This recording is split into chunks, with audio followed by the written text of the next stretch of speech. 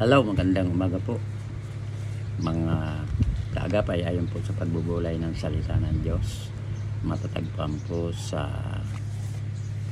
unang Juan 3 talata 2. Ganito po ang sinasabi: mga minamahal, sa ngayon tayo yung mga anak ng Diyos.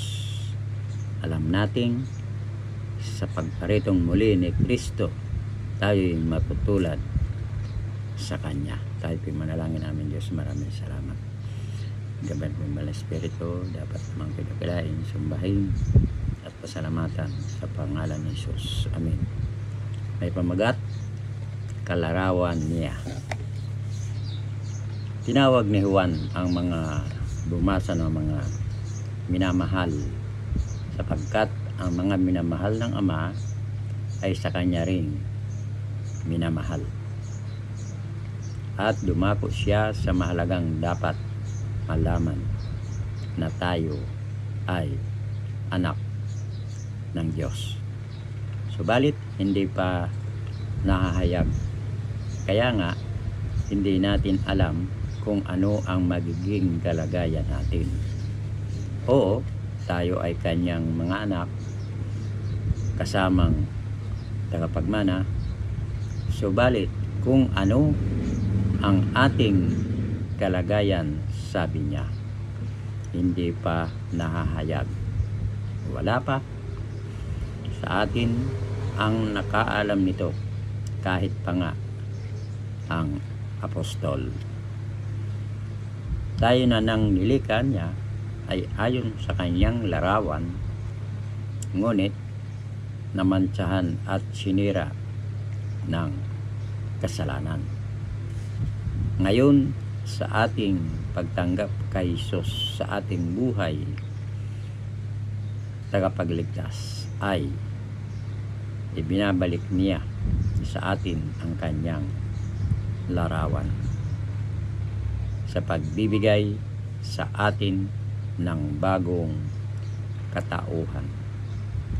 Ganito ang sinabi ni Pablo sa mga taga-Efeso: ang dapat makita sa inyo ay ang bagong pagkatao na nilikhang kalarawan ng Diyos, kalarawan ng Kanyang katwiran at kabanalan.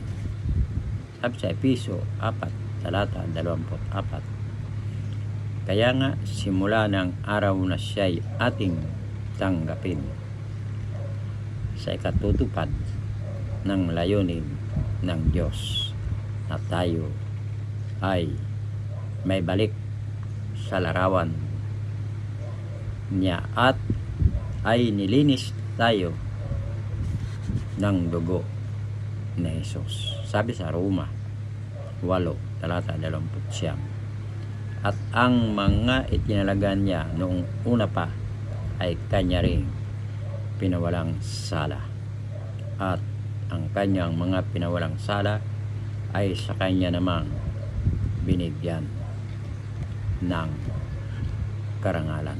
Ayon sa pinagbubulay-bulayan, mga minamahal, sa ngayon tayo yung mga anak ng Diyos.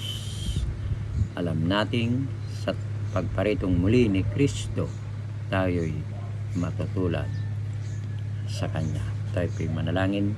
Panginoong Hesus, salamat sa magandang layunin mo para sa amin. Salamat sa iyong paggawa upang kami maging kalarawan mo. Salamat sa Espiritu Santo na bumabago sa amin upang maibalik kami sa iyong larawan ng kabanalan. Amen. Maraming salamat po mga kaagapay sa nakikinig ng salita ng Diyos. Pagpalain po ang inyong buong sambahayan. Diyan lamang po kayong magbabalik. Sa Diyos ang papuri. Bye-bye.